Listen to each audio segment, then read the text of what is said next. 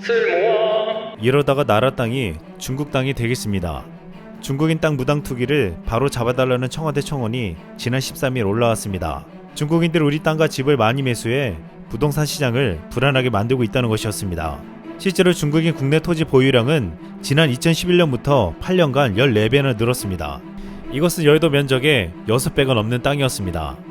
그런데 중국인들이 우리 땅을 이렇게 많이 소유한 반면 우리 국민들은 중국 땅을 단 한 평도 소유할 수 없었습니다. 오래전부터 국내에서는 외국인 부동산 규제가 없어 중국인들의 집값을 선동할 가능성을 우려해왔습니다. 특히 최근 집값 상승과 강도 높은 부동산 규제들이 시행되었을 때 중국인들은 외국인 제도의 빈틈을 이용해 집을 사들였습니다. 어이없게도 우리는 부동산 대출 규제로 집을 사기가 힘들어졌는데 최근 3년 동안 중국인이 국내 아파트를 무려 3조 원어치를 사들인 것입니다. 외국인들은 외국 금융기관에서 대출 규제 없이 빌린 돈으로 국내 부동산에 투자했습니다. 최근 국세청에서 세무조사 대상에 오른 30대 중국인은 서울의 고가 아파트를 비롯해 전국 아파트 8채를 사들여 고액의 월세를 받은 것이 드러났습니다. 이 때문에 우리 국민들은 중국인 주인에게 새 들어 살라는 말이냐며 대책을 요구해왔습니다. 또한 우리나라 사람들도 살기 힘든데 중국인의 무단 사재기로 땅값과 아파트값이 올라간다면 누가 우리나라에서 살고 싶어 할까 라고 물었습니다. 이 같은 요구가 거세어지자 이제 우리 정치권에서도 이를 막을 대책을 강구하고 있습니다.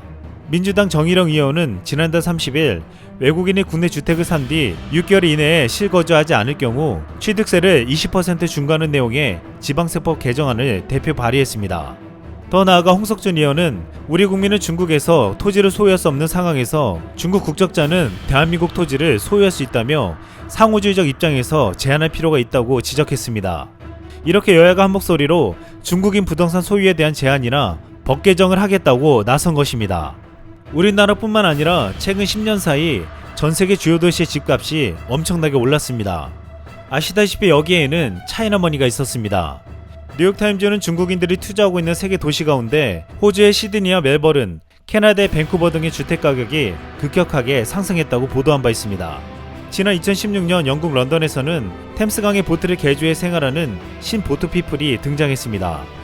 뉴질랜드 오클랜드에서도 비조건 컴컴한 차고를 고쳐 사는 차고 생활자들이 생겨나고 캐나다 밴쿠버에서도 집값 폭등으로 인해 많은 사람들이 도심 외곽으로 밀려났습니다. 이 모든 상황에는 무분별한 투자로 집값을 올려놓은 중국인들이 있었습니다. 이 때문에 전 세계는 위험성을 인식하고 법을 만들기 시작했습니다. 캐나다는 중국인들로 인해 집값이 폭등하자 외국인 부동산 취득세를 20%로 올리고 집값을 원상회복시켰습니다.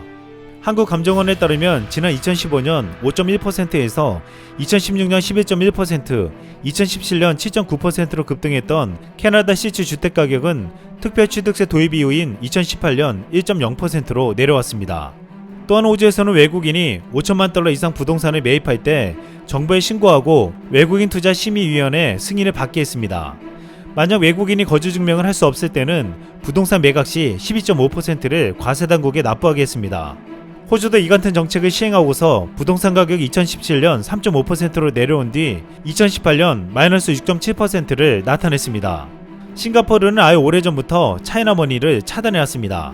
싱가포르는 1주택 실수요자가 주택을 구입할 땐 가격에 따라 1에서 4% 수준의 낮은 취득세율을 부과했지만 외국인에겐 취득세 20%를 추가로 부과하고 있습니다. 아예 중국인들이 쉽게 투기를 하지 못하도록 만들어버린 것입니다. 이제 국내에서도 다른 나라의 사례처럼 중국인들에게 투기를 하지 못하게 막아 집값을 안정시켜야 한다는 말이 나오고 있습니다. 집값 상승에는 여러가지 이유가 있지만 우리가 중국인들의 부동산 투기를 간과하면 안 된다는 것이었습니다. 중국은 한국에게는 제1의 수출국으로 경제를 생각한다면 쉽게 놓칠 수 없는 국가이기도 하지만 최근 보여지는 패권 행태를 보면 반드시 경계해야 한다는 목소리가 나오고 있습니다. 중국은 한국 고유의 문화들을 자신들의 것이라고 주장하는가 하면 한국의 반도체, 가전, 조선업 등 우리의 수출 산업을 타도하겠다며 추격 속도를 높여오고 있습니다. 하지만 수단과 방법을 가리지 않는 중국의 추격은 최근 연이은 참사를 맞이하고 있습니다. 중국 정부는 2014년부터 1조 위안, 하나로 약 170조 원 규모 기금을 자국 반도체 산업에 쏟아부었지만 중국 메모리 반도체 기업들은 시장 점유율 0%에서 벗어나지 못하고 있습니다. 반도체 자금률 역시 10%대를 벗어나지 못하면서 중국의 반도체 무역 적자는 지난해 250조 원까지 커졌습니다. 최근엔 중국을 대표하는 반도체 그룹 칭화윤이마저 디폴트를 선언했습니다. 이제 중국 반도체 산업에 허상이 드러났다는 평가가 나오고 있습니다. 중국은 한국의 반도체를 따라잡겠다며 국가가 주도해서 보조금을 주며 산업을 육성하려 했습니다. 중국 지방정부는 관대 반도체 기업들이 신제품을 개발할 때마다 보조금을 지급했습니다. 그런데 이것은 도덕적 해이를 불러오며 정부 주도 정책의 한계를 드러냈습니다. 돈을 더 타내기 위해 중국 기업들은 양산이 불가능한 제품을 들고 나와 개발에 성공했다는 발표를 하기 시작했습니다. 한국 반도체 업계에선 많은 중국 회사들이 개발했다는 제품이 가짜라고 파악했고 모든 것이 사실로 드러났습니다. 보통 기업들은 경쟁사의 기술 수준을 파악하기 위해 제품을 구입해 분해하는데 중국 제품은 구할 수조차 없었습니다. 삼성 고위 관계자는 중국 반도체 기업들이 기본기를 제대로 갖추지 못한 상태에서 무리하게 고난도 기술을 연습하다 보니 실력이 늘 수 없는 것이라고 말했습니다.